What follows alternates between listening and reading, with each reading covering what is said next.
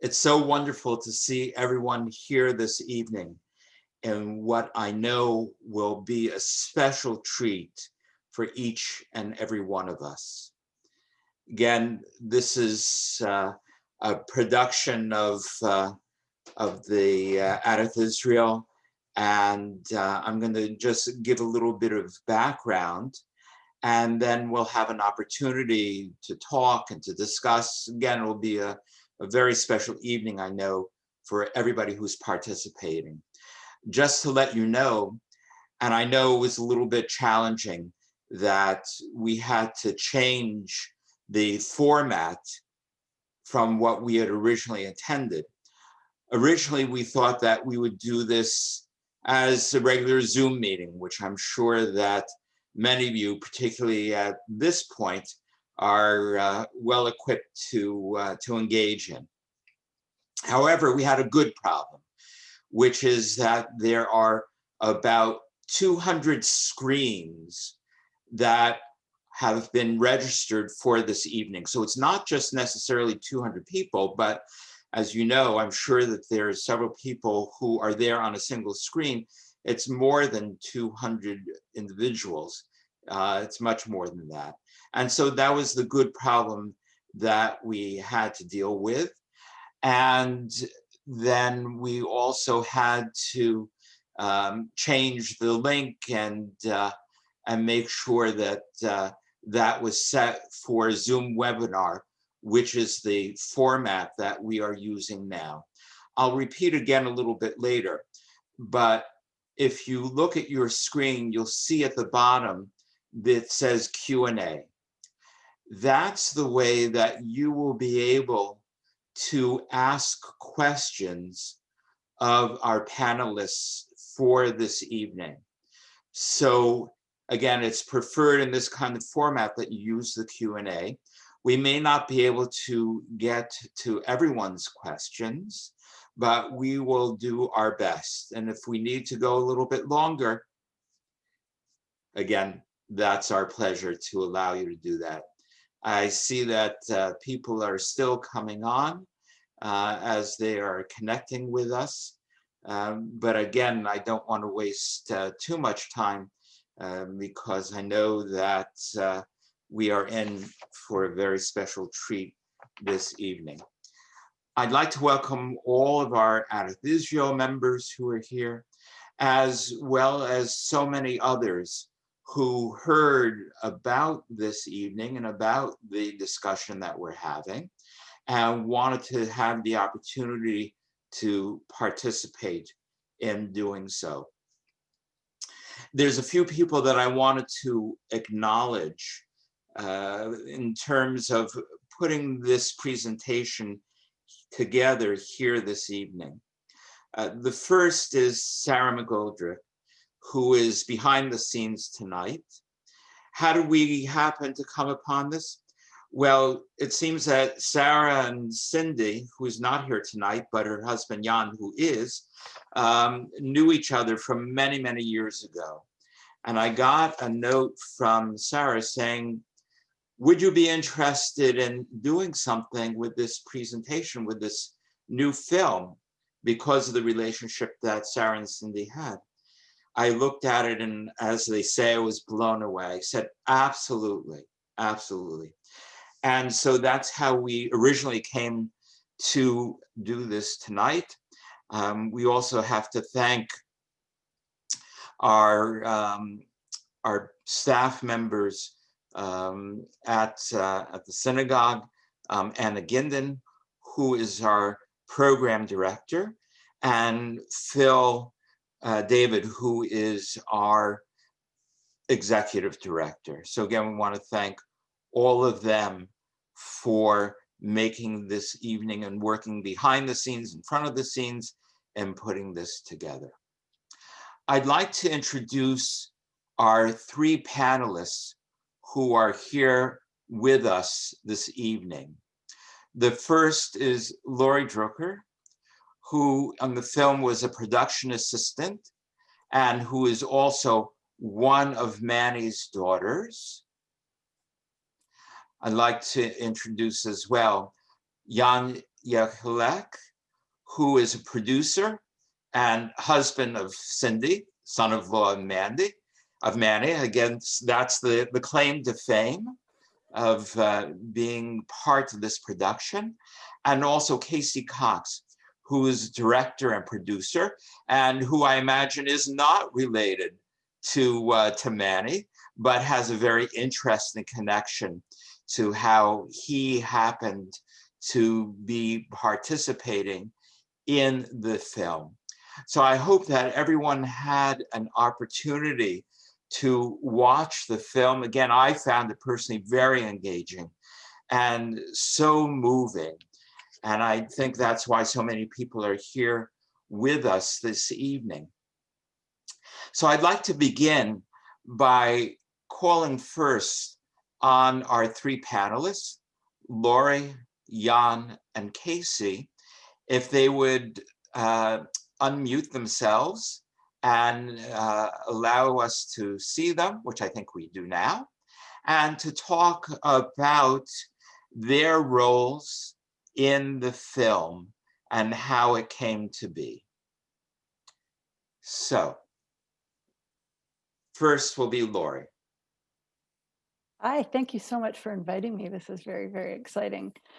My role in the film, well, I'm Manny's daughter. We, as you saw in the film, how the idea even came to be. I knew, so we talked in the film about the book. So that was my first introduction to my dad's story, that in the details of it. Then to literally walk through some of those places that he talks about in the book, and to hear about his experiences and to see them for myself was profoundly different than reading about them in the book. And as we talked about in the film, we didn't know a lot of that story when we were growing up. So to read about it and then a number of years later to walk through it was just opened a whole side of Manny that I literally didn't know. So that was amazing. And to go through it as a family with everyone else, and to get to know Casey and his cinematographer, Eric, who became part of our family after the 2 weeks together, was amazing. It was just a beautiful, positive, very life-affirming experience. Okay, thank you. Jan? Oh. I think Jan is there. Mm-mm. Nope. Yes. Perfect. We can hear you. No. Jan, check your settings. Check your volume. Okay, we're going to, while Jan is working on that, we're going to give it to Casey, and then we'll go back to Jan. Hello, everyone. Can you hear me okay? Yes, we can hear you loud and clear. Okay, that's wonderful. Thank you so much for having us today. Thank you so much for screening our film. It was a labor of love to put this film together. It took over 2 years to do.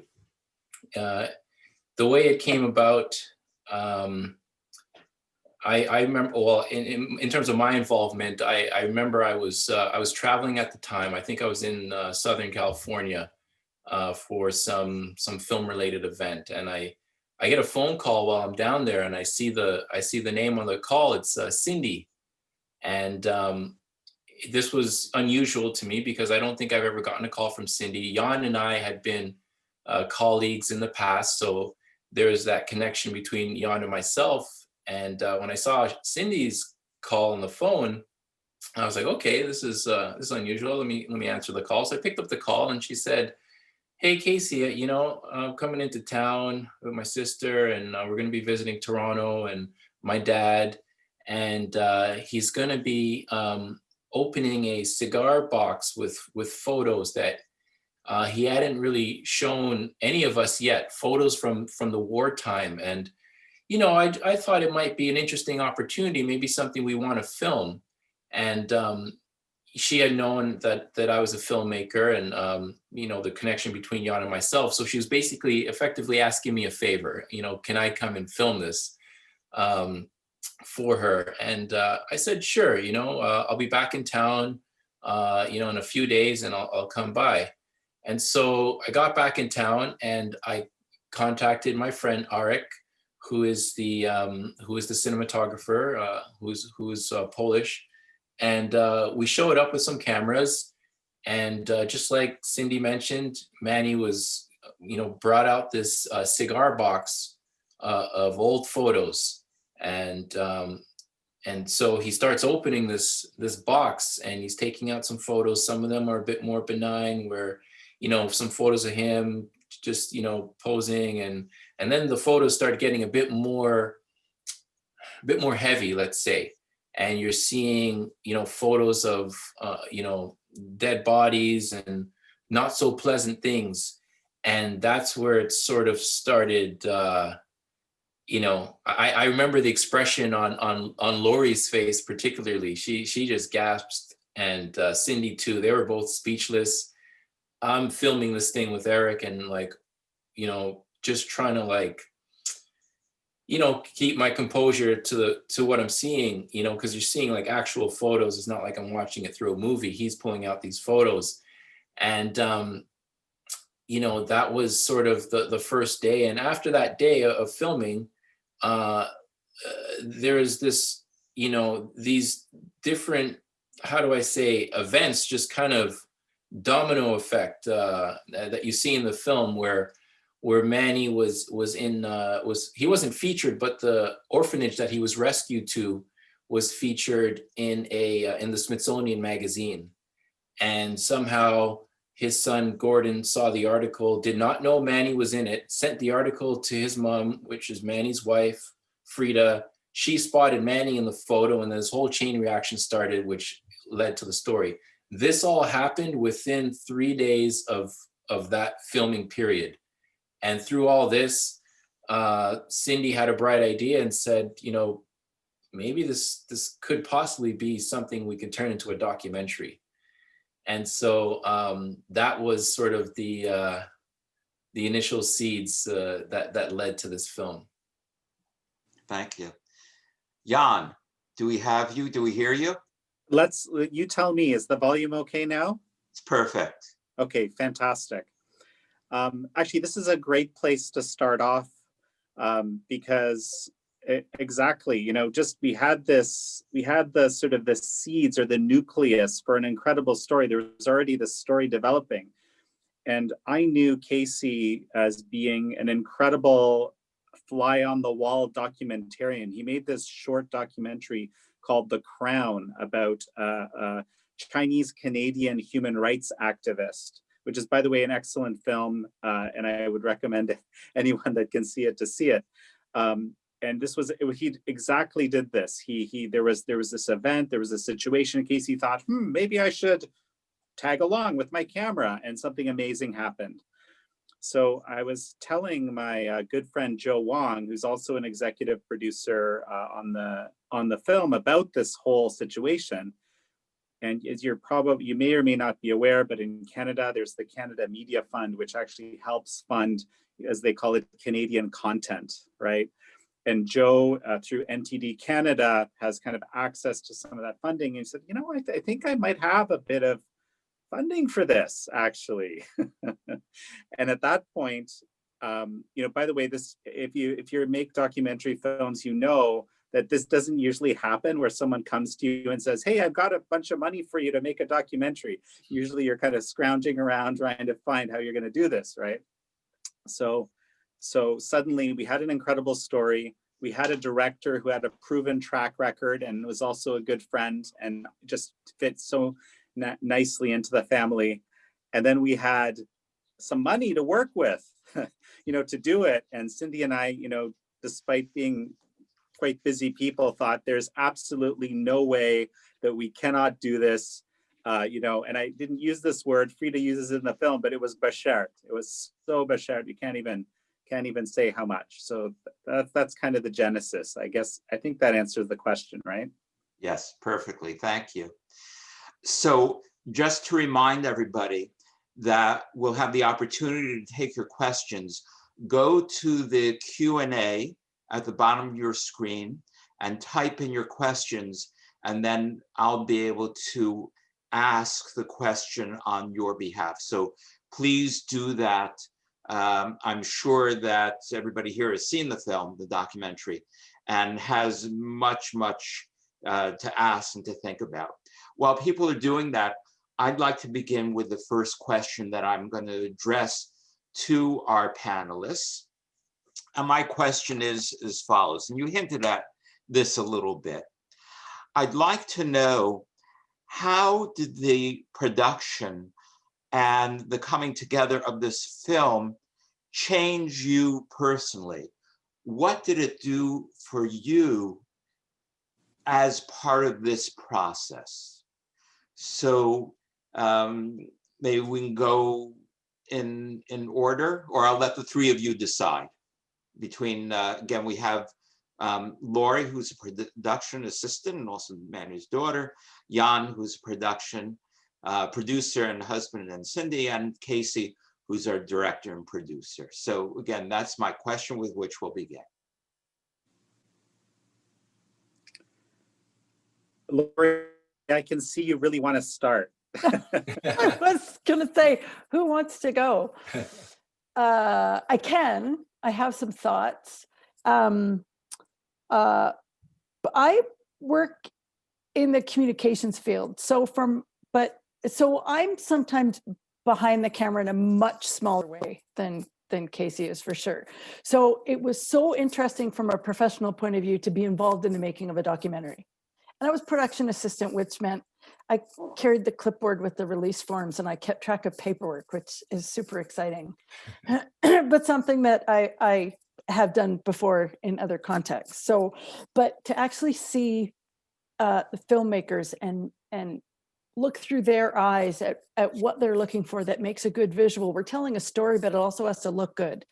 So that was important. But personally, to think about what has to look good while I'm involved in being filmed was a weird kind of looking at it from both sides.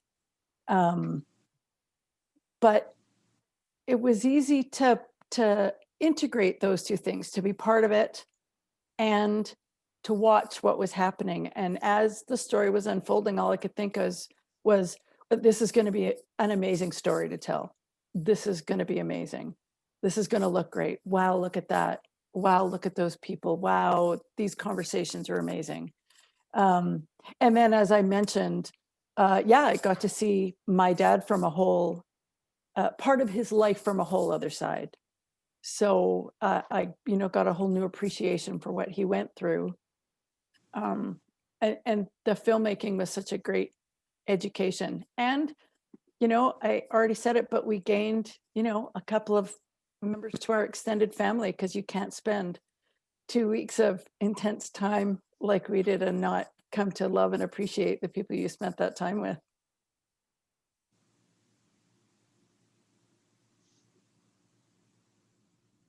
Okay, thank you.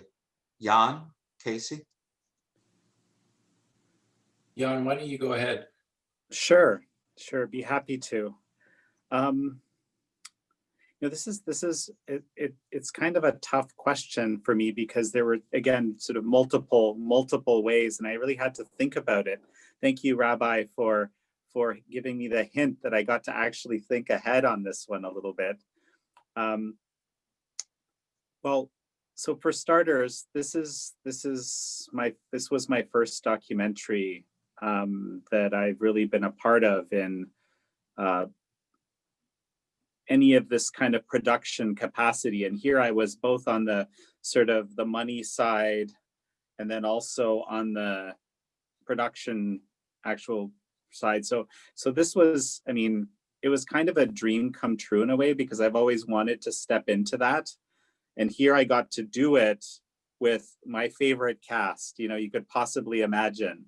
And this is the thing, like when you see the film, I think, and Cindy agrees with me, I'll say on this point, that it just really presents an incredibly authentic picture of every character. Like those people, the way they appear in the film is really how these people are. I think, I think even myself to some extent, although I'm not a very good judge of that.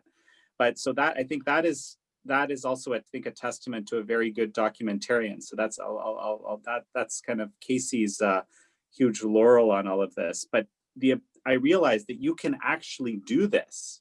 You can actually transmit the authentic people as personalities, if you do it right, onto the screen, into a film, into a compelling story like this. So I've always been, I think I mentioned this in the film to some extent, I've always been fascinated with the Holocaust as a Pole, as a Gentile Pole. Okay, it's a very strange reality because, well, most of the Jews were killed or left Poland. So for most Poles, and I'm Polish Canadian, but I'm very kind of close to the Polish culture, it's a very odd experience, and you kind of imagine it, and so many people have told me this, as this kind of historical thing, right? The Jews of Poland, the Jews played a huge role in Poland prior to World War II, right? A very, an integral part of Polish society, and then, gone within a matter of a few years because of, this Nazi Holocaust. So I've actually, when we went to Auschwitz that time, that was my 7th time that I've been to Auschwitz, just to give you a sense of my level of interest for various reasons. And, I didn't even know, and this actually comes out, this comes out, I think, Wendy talks about this in the film, that I didn't even have a sense, and I thought I knew a lot about the Holocaust, how important the whole slave labor aspect, like you sort of imagine when you think about the Holocaust, people were taken, they were killed immediately in large numbers. Actually, as part of this process, there was huge amounts of people that were basically worked to death. And I'm sorry for sounding morbid, but this is, I believe this is what the Nazis did very deliberately. And I just didn't get that. And I'm aware of this type of behavior in other places. Both Cindy and I have, done human rights work. We're aware of these large, what they were called the Laogai in China. That was our focus. Now we know in Xinjiang, there's these camps, slave labor plays this huge role. And it's not the same as the Holocaust. I'm not saying that, but it just made me realize that it almost like took the abuse and or the use of the Jewish people even yet to another level that I didn't fully grasp. So that was frankly changing. It really was, because I imagine myself as someone who knows a lot about this, right? And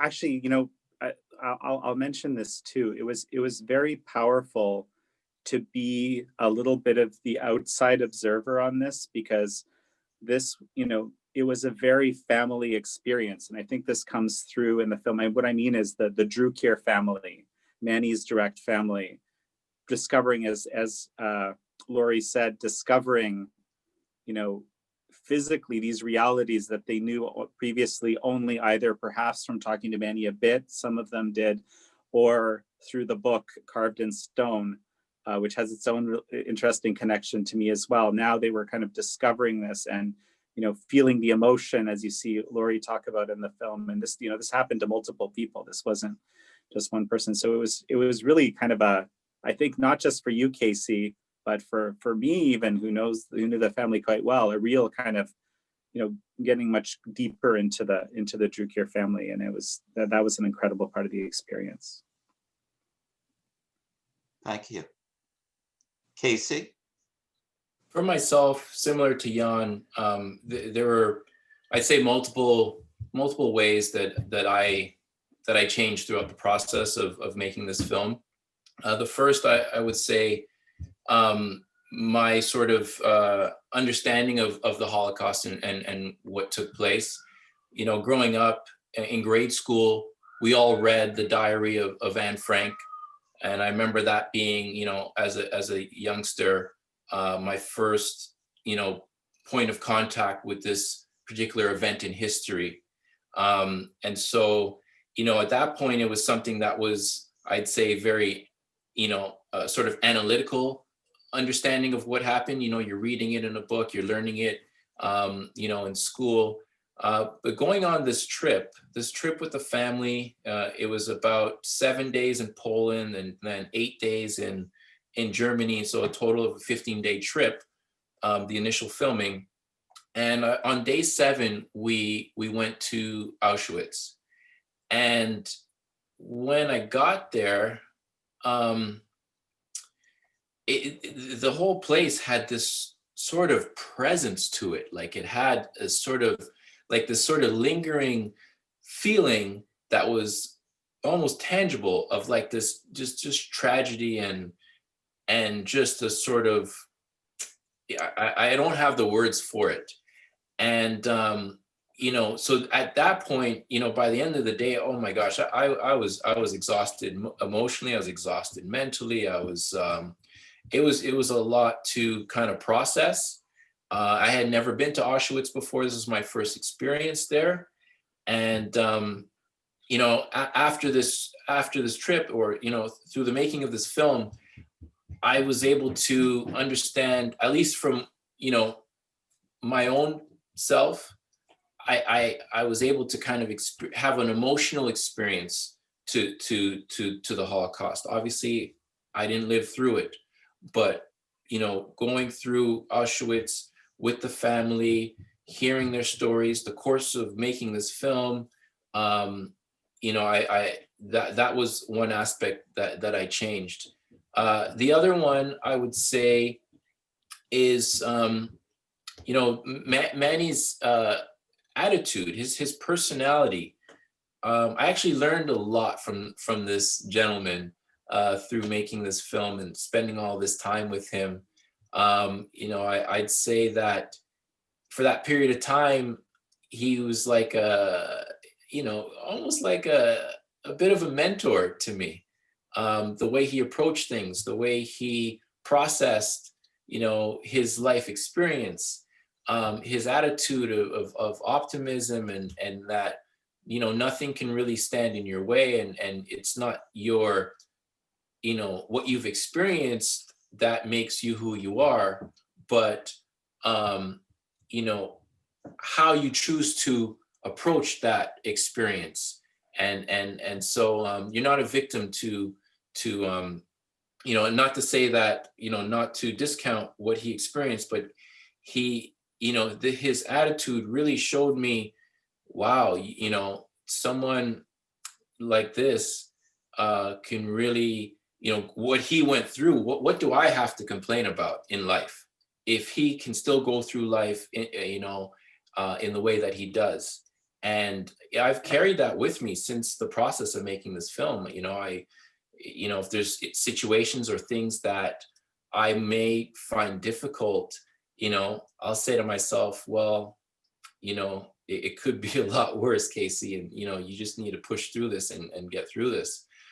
So that was the second way that I would say this making this film changed me. And the last way, you know, we spent 2 weeks together in, you know, Poland and Germany. But after that trip, for the next year and a half, I continued spending time with Manny and Frida. I would visit them to continue doing more filming, more research, you know, almost once a month, sometimes a few times a month. I'm going there to pick up photos, you know, sit down, do a little more interviews. You know, I spent some more time with Lori and her sister, Wendy. You know, I got a chance to go to Gordon, who's Manny's son, his daughter's wedding. And, you know, so I spent a lot more more time with the family over the next year and a half. And, I would say I kind of felt like by the end of it, I kind of felt like part of the family. I mean, even after the trip, the 15-day trip, you felt that bond, as Lori mentioned, but spending time with the family for the next, year and a half, it was like, I'd show up and I felt like one of the kids, whenever I showed up at Manny and Frida's house. So, it's, I've become extended family. They've become part of my family. In the process of making this film, my wife and I, we had our second daughter, and named her. We gave her a name because I traveled to Germany twice to make the film. So we said, okay, let's maybe we get a name that's something relevant or related to because this film took over my life. Like, this film was 2 years of my life. And I'd go to bed, sleep, and I'd be dreaming about the documentary, dreaming about Manny. I mean, it really did. I did not know that. It really did. Yeah, Manny was my life. So yeah, it was a really wonderful experience, life-changing in many ways. I mean, those are the 3 ways I could think of, but there are probably more than those. So yeah. Thank you, all 3 of you. I'd like to give, and I'll try and put some of the questions together.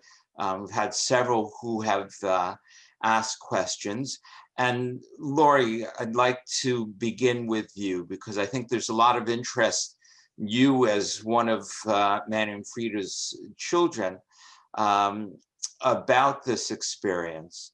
So for example, what was, for you and your siblings, what was the most outstanding thing that you learned about your father through those 2 weeks when you were together in Germany and in Poland? I can think of 2 things. The most outstanding meaning the things that really, the highlights of what we learned about Manny. I think the first one is nothing phases him. Nothing. Jan's laughing. It didn't matter. We were driving our own vehicles, checking into hotels, and in a different place almost every day. Didn't matter. He was. This is where we are now. This is where we are. I'm sitting in a car for an hour. Good time to have a nap. Like, he's unflappable, unfazable, so calm. Not because nothing affects him, but because he can go with the flow. He's very adaptable. But then that leads me to the second thing that really stood out is, especially in Germany, Manny was treated like a little bit of a rock star. We got to places where he was delivering talks, speaking to the school kids. But even before we got there, we were met at hotels. People carried his bags. People met him and walked him into restaurants and sat him at the best seat and served him first. And he embraced that. I mean, who doesn't want to be treated that way? But he was sort of like, finally, this is how this is supposed to be. So unfazed and really soaked in the positive attention, the number of people who wanted to talk to him, the number of people who wanted to engage, ask him questions, ask his advice. He was focused and there for every person, and enjoyed every moment. And how did, just to follow up on that, for you and your siblings, did the making of the film or the whole process, how did it affect you in terms of your Jewish identity? And can you speak for others in the family in terms of this film and Jewish identity? That's a really good question. Let me think about that for a second. So as you saw in the film, Gordon is a Orthodox Hasidic Jew, and his family is very observant. So he didn't, I don't know, I can't speak for him because I don't live that experience. I consider myself a secular cultural Jew, not so much religious. I'm there for the, we grew up going to synagogue. I'm there for the stories. I'm there for the food. I light candles, but I don't go to synagogue. And so the identity part, the Jewish identity part for me, came one day when we were at the cluster Indersdorf in Germany, and we're taking questions from the audience. And we always opened it up. You have questions for Manny? Do you have any questions for the family? Not always, but this particular time. And I started thinking about how I'm the emotional one, by the way. So I have my Kleenex here. But growing up in Canada, we know what it means when we save 6 million. And that was, for us, that's a shorthand way of talking about the Holocaust. And that came up in a conversation in Germany because people wanted to know what it was like for us growing up in Canada with a dad who's a Holocaust survivor. And my answer there was, we know what that means, but until we visited, we didn't really know what that meant. And growing up, we didn't know the details. So it reinforced for me what persecution really means to individuals and to families, and that there's still so much work to be done worldwide to recognize and stand up to persecution in all its forms. Thank you. Thank you. I can certainly understand, this experience in Jewish identity and what you and your siblings all experienced during that time. But to all of our panelists, can you reflect a little bit of, you talked a little bit about it before in terms of Manny's experience, but what was the way in which the three of you were received? How was it for you being in these situations and being in Germany and Poland, and in particular, if you can talk about the school as well?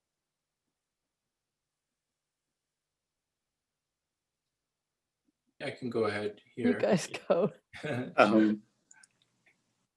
You want me to say something, Casey? Okay, sure. Yeah. It's a tough question, because at the school, right? I mean, we were the guests of Anna Andlauer, well-known local historian who went out and tracked down all of the children of Indersdorf, with Manny being one of the final ones that she could find, as you know, in the film, and which was an exhibition which is toured all over the world to different Holocaust museums, and the Museum of Jewish History in New York, which is where Cindy and I saw it. It's a different experience that way. In Poland, we didn't have that. In Poland, we just showed up to places, and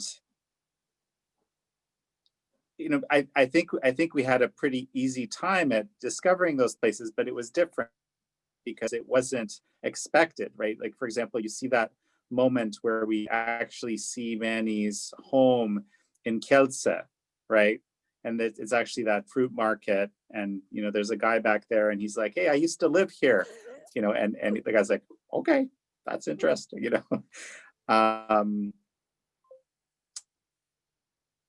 So on the Germany side, largely we were hosted by, we went to Flossburg, and the people who created the Flossburg Memorial, and this is something where they only figured out that there was a concentration camp there, you know, not too long ago, because it was been wiped out of existence, right? The Nazis really spent quite a bit of time trying to hide some of these things, despite the meticulous records and everything else they simultaneously were keeping. So these people discovered it, and there's a small group of people. So you can imagine, right, the people that we're communicating with are people who are deeply committed to keeping the memory of the Holocaust alive, and making sure it doesn't happen again. That somehow their own people don't do something like this again, right? I don't know if that answers the question, but that's what came to mind. Yeah, I can just give a quick follow-up to what Jan was saying. Yeah, Poland was definitely more nonchalant. There wasn't a lot of attention on the group of us, bunch of cameras following around the family for 7 days. Ironically, people weren't paying too much attention to that. But when we got to Germany, it was a whole different story, because Manny was invited there. And indeed, as Laurie mentioned, he was treated literally like a rock star. I mean, the entourage, we already had an entourage there, got cameras following around the family. Then the entourage just grew twice as big, and then it grew twice as big again.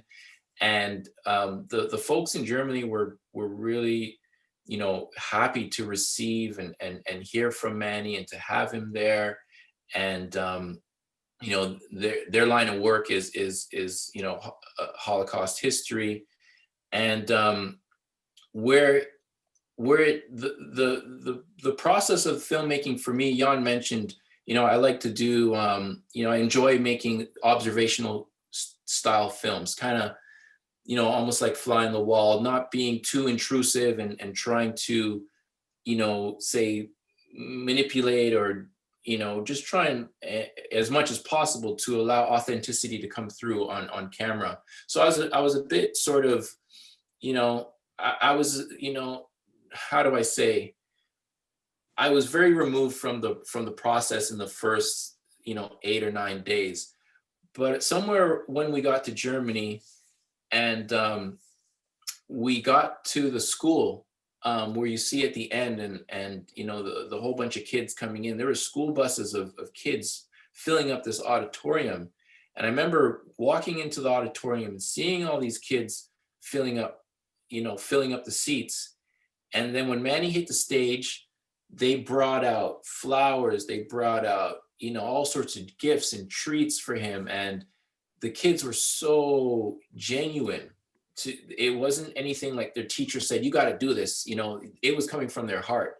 And it was at that moment that I said, wow, I think this, if we can do a good job, with this could possibly be a beautiful film. And that's where I kind of changed from kind of like an outsider to, something triggered inside of me. And my emotional connection to the film kind of grew at that point, and it kept growing throughout the whole process. Thank you. Laurie, can I turn it back to you in terms of you and the school? If you can reflect on that and the students, but also if there were other survivors who also came back and spoke, and just this whole experience of, for Manny, for you, of being there at that school, and what you think that the students and the teachers, got out of the experience. So there were two school experiences. One was the one where you saw the kids lining up at the mic in the film, the kids lining up at the microphone. And that was like more at a community hall where they bust in students from a bunch of schools. And then there was the event at the cluster Indersdorf, which is a school now, but it was the orphanage. So do you mean both of those? Yes. Let me think. We were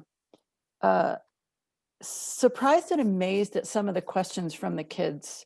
These are teenagers, these are high school kids, and their questions were so insightful and so emotional. And there was a sense that they wanted, they really wanted to do the right thing. They wanted to talk about healing and moving forward. And they cared what Manny thought about people in Germany today. And that was really interesting because for them, this wasn't a history lesson. And we talked to some of the kids afterwards. This was some of their grandparents, potentially, or things that their families may or may not have been involved in, but people weren't talking about it, or that they suspected. And so it was really bringing, it wasn't a history lesson. This was real life. These were real people. And for us as a family, it was amazing to connect with people who cared as much as we did about reconciliation, about education, about repairing relationships. And I was, like I said, I was amazed and gratified and really appreciated those kids who had those amazing questions. And then there were the people who wanted to ask Manny great questions. How did you meet your wife? That part was in the film. And what did you do for work? And what did you do when you got to Canada? And what else about your family? So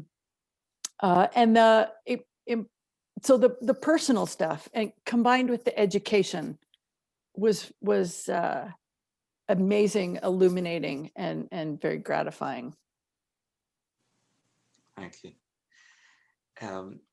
So someone asked the question about, has Manny been changed or affected by the whole experience, not only of those 2 weeks, but of having this film come out? And I should also note that it's garnered several awards.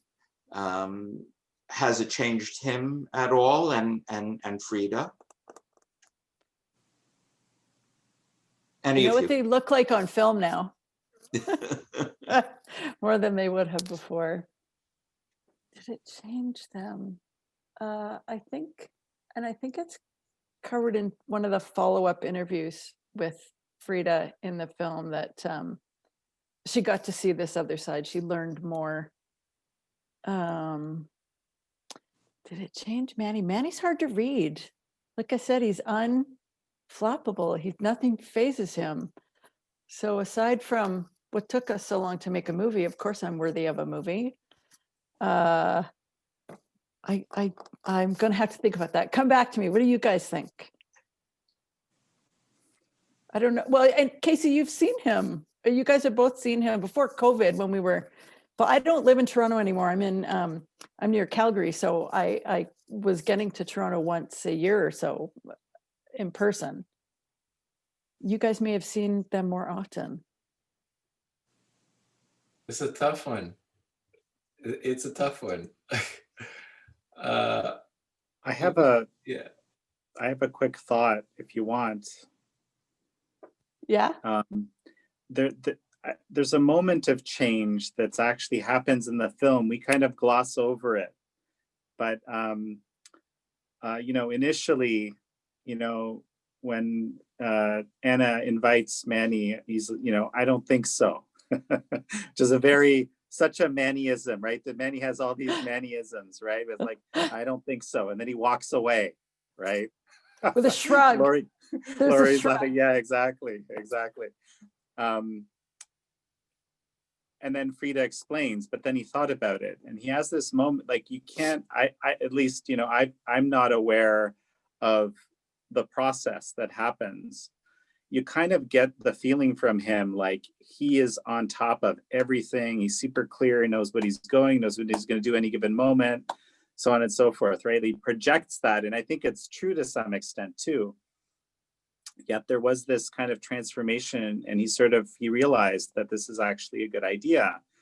And that the pressure, of course, there's a campaign by the kids to get him to go, right? It wasn't it wasn't without a little bit of, push and so forth. But, ultimately he decides to go. And, but then, right, I think this is also in the film of it, it's like, he always wanted to, and he's on top of it and everything's going right. And, anyway, it was very interesting to kind of see that manifest. Manifest. There you go.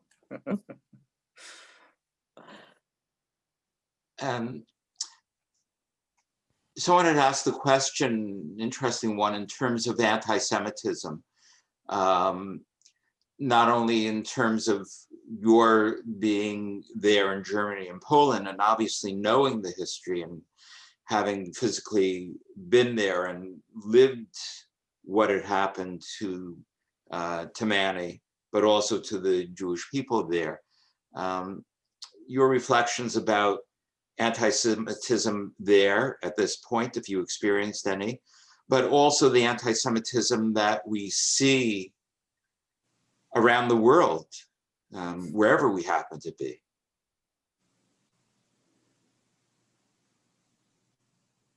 Any one of the three. I'm deeply disturbed by, what looks to me in all sorts of places, resurgent anti-Semitism.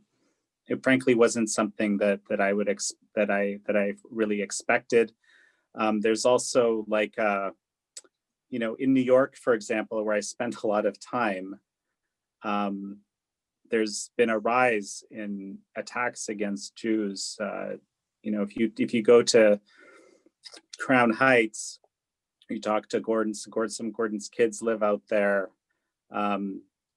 Everybody knows this happens, and it's fairly common and so forth. But you wouldn't know from the media.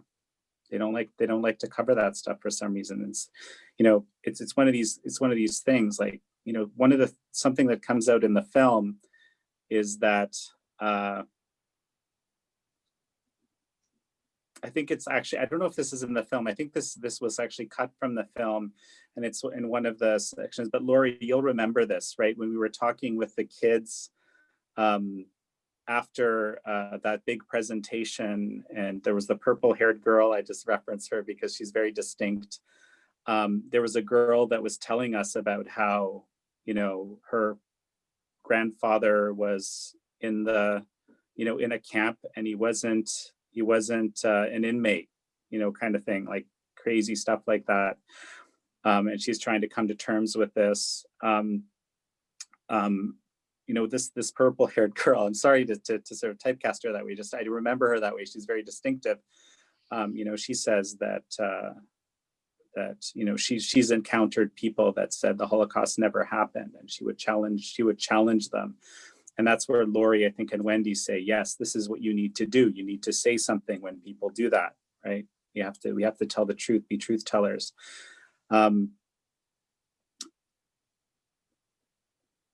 There's all sorts, this is obviously a longer discussion, but there's a disturbing amount of tolerance of intolerance.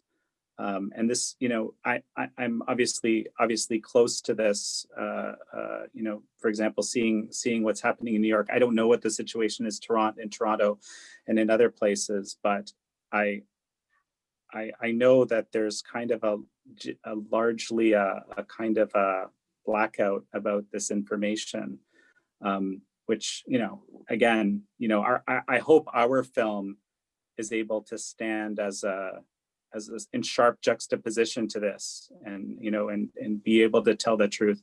The Claims Conference, which is one of the funders of the film, which I've just mentioned, that we really appreciate that support. They've done studies that show there's large swaths of American society as well, especially young people, never heard of Auschwitz, never heard of, so some large percentage don't understand the Holocaust actually happened. There's these memory holes, and to some extent, I think they're to some extent deliberate. And this is, again, another bigger discussion. there's some things that are kind of inconvenient truths, and we need to tell them. I think you saw that.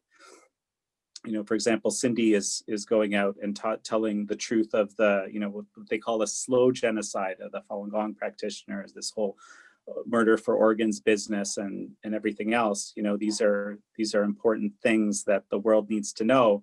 In the case of that, it took 14 odd years before a China tribunal finally said, heck yes, this is real. There's this crazy industry there. But a lot of people still don't know or want to believe because these things are hard to believe, right? And the Holocaust, even as the last survivors are leaving us, just simply because of the passage of time, we should never allow it to become something that gets, disappears into history and people can kind of gloss over it. So again, I hope that we can use Finding Manny, and hopefully it's engaged a number of you. I mean, there's 200 people on this call, or at least that's incredible to me. I'm just kind of blown away by that whole idea that in one congregation, there's so many people that had interest. What we want to do with this film, it was never a kind of a for-profit enterprise. What we want to do is we want to get it to as many eyeballs, to as many people, so they can kind of reflect and pass it on, especially to people who the Holocaust isn't so close to and who don't maybe understand fully. And I think because the story is so compelling, if I dare say that, I think maybe they can learn through the process of watching the film that something really terrible has happened, and these types of things, not to create any equivalencies exactly, continue to happen, and we need to stand up and say something. And when we do that, that can actually change the reality. That's my take. Casey, and your thoughts, you spoke a little bit about that in terms of how it changed you, this whole enterprise. Yeah, absolutely.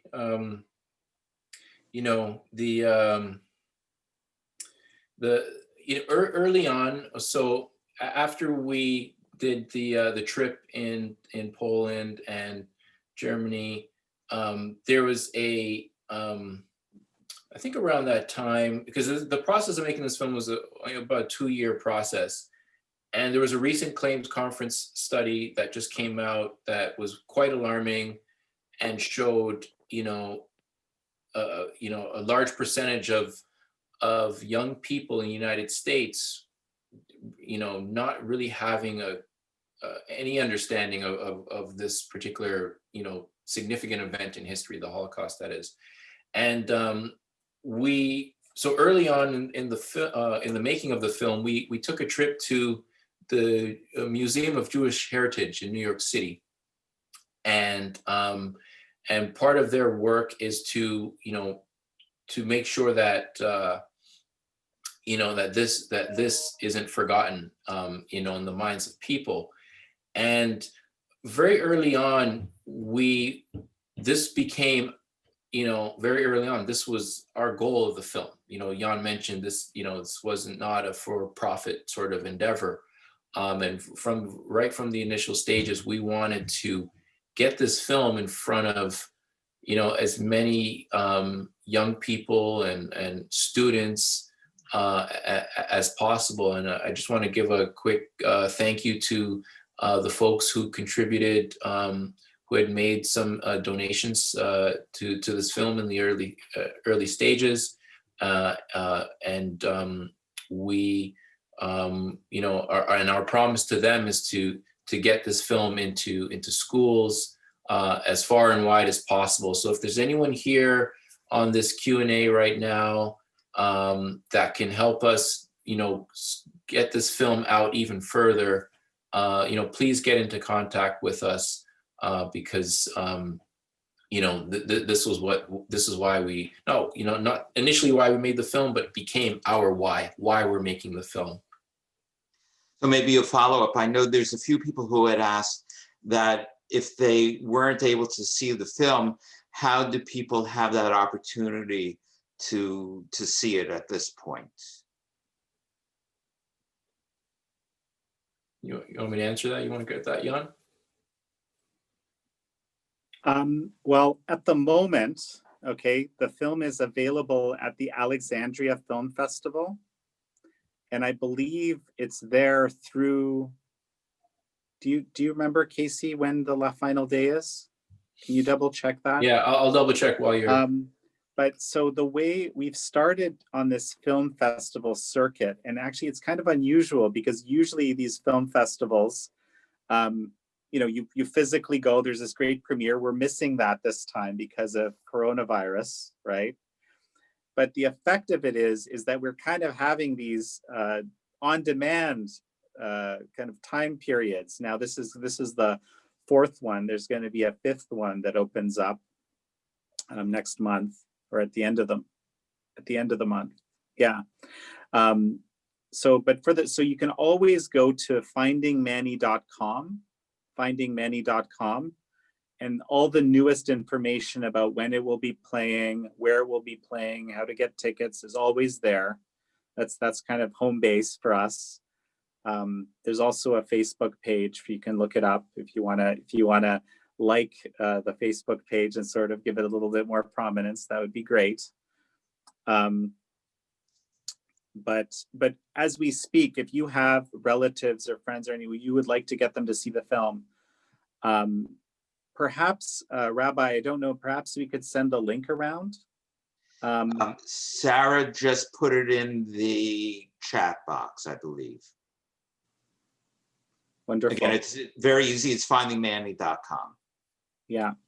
So I think this is a blessing, right? This is a real blessing in a sense, because from what we know, the Alexandria Film Festival came to, when we were doing a kind of a Q&A similar to what we're doing here, for their film, they said, there's a huge buzz about your film. Like, we got more requests or questions about this film than we get about any film. I don't know what's going on with this. We were very excited, very, very excited to hear that. So there's this kind of desire to see it, which is wonderful. And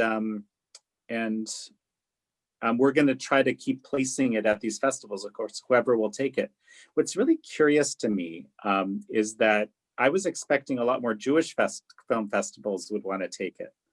And, given that there's 200 odd plus people here, I obviously there's a few Jewish people that are interested, right, in seeing it. I'm not sure why no, and we've submitted it to quite a few. I'm not sure why no Jewish film festival has picked it up thus far. But so far it's been just kind of more general film festivals, documentary film festivals, this kind of thing. So, if you have any leads, any thoughts about how to help us, penetrate the Jewish film festival circuit, I'd love to know. I'm sure that there are people who are here on this webinar who can be of help, and certainly if you have access or ideas, go to the website to findingmanny.com, and I'm sure that you can get the message to the people who are involved. I just want to make mention that there's an Out of Israel connection to the film as well, which is that our members, Murray and Rosalind Hurst, Yes. are related to Frida. Uncle Manny, or Uncle Murray and Auntie Roz. Right. So if you look at the teaser, or if you look, you'll see that a list of contributors, that they are there. And that's what is a strong connection for us at Out of Israel. And I think that makes it even more important for us to be able to get that word out so that others can and should see this film and let others know about it. I also want to make mention that I think everybody is aware, I hope that you're aware, that Manny and Frida live in Toronto, and that they are watching the presentation or discussion tonight. So I think on behalf of not only the panelists, but all of us who are here, we want to thank Manny for opening up, for being willing to engage in this undertaking, and also to Frida as well, for I'm sure there was a bit of encouragement from her, not only for Manny, but also for the entire family in moving this forward. So would anybody, let's say our panelists, like to have some closing thoughts and words?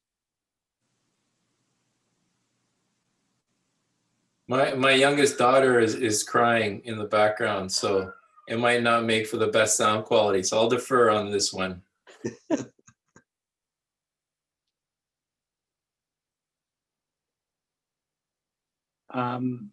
Okay, I'll say something.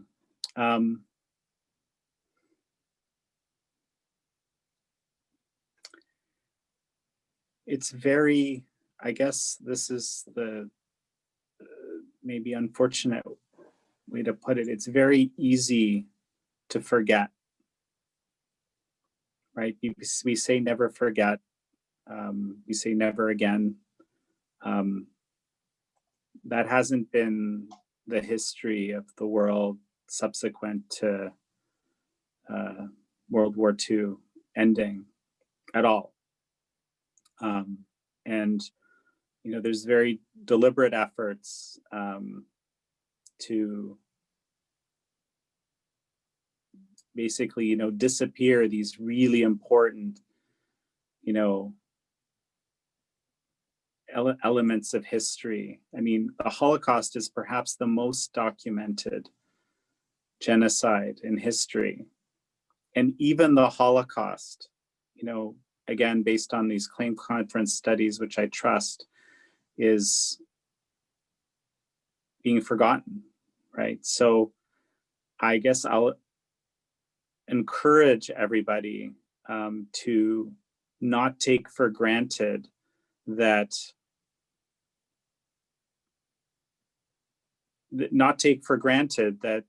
that everyone will always know that this happened, and be able to use it potentially as a reference to prevent things of this nature happening to other groups, other people in the future. They keep happening. So don't take it for granted. You know, do your part. If you're you know, a grandparent or a parent, make sure you share these things very deliberately with your kids in a, you know, the most heartfelt way you can. Again, these are difficult topics. This is one of the reasons, obviously, why, you know, until Carved in Stone came out for Manny's kids, most of them didn't really know much about what had happened. There you go.